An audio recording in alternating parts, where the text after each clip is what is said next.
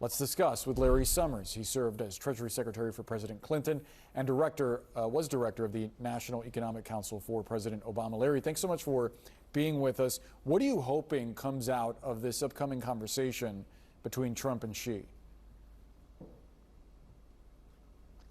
I hope there'll be some kind of de-escalation of what is a pretty silly war that is hurting both countries. Why should we be driving up the price of toys for kids at Christmas? Why should we be raising the price of cell phones potentially by $1,000 or more with this kind of broad-based, indiscriminate approach? So we got all kinds of legitimate security issues that the president needs to work out with Xi. We've got all kinds of very valid concerns about resilience of our economy.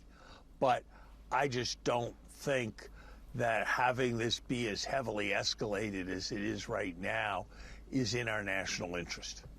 So the president is speaking about China having violated part of this temporary truce in the trade war, even though, some of these tariffs are still relatively high. Part of the dispute on this temporary deal is rooted in access to rare earth minerals. We keep hearing about those. Why are they so important to the administration? And could that dispute temporarily tank the truce altogether? I just don't know for sure where that is going to go.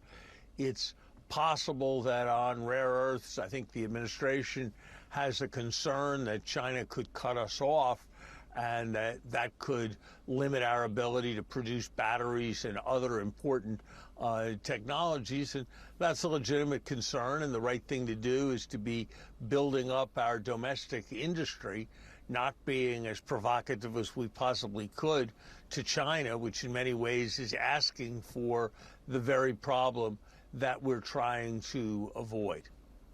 How about President Trump doubling his tariff on steel imports to 50%? I wonder how long you think that would need to stay in place to have the kind of long-term shift on domestic steel manufacturing that he's looking for. Look, I think that's a really quintessentially damaging policy.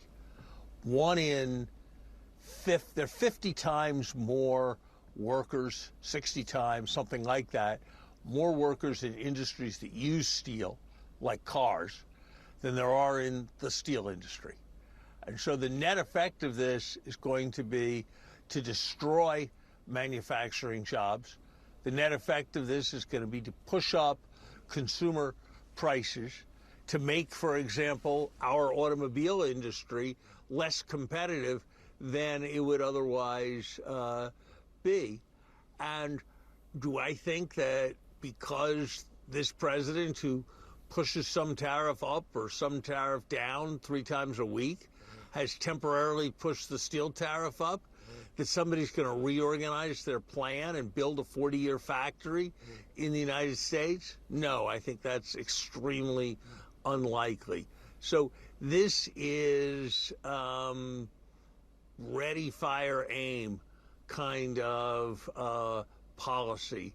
It doesn't follow from any kind of coherent economic logic. You can make a case, I don't support it, for more protection organized in a systematic way to retaliate for particular foreign abuses. I'm not enthusiastic about that strategy, but I understand the rationale for it.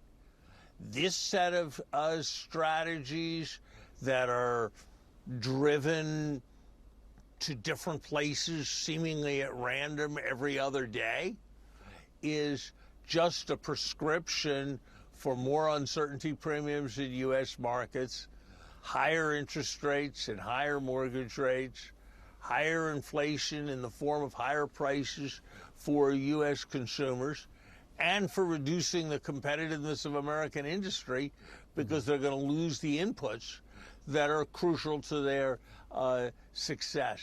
I think the strategy is very, very dangerous, and the best hope for our economy is that there will be enough damage to markets quickly that the administration is led to correct, or that the judiciary points up what's true, which is that sweeping tariff changes of this kind are the prerogative of the Congress, not of the president.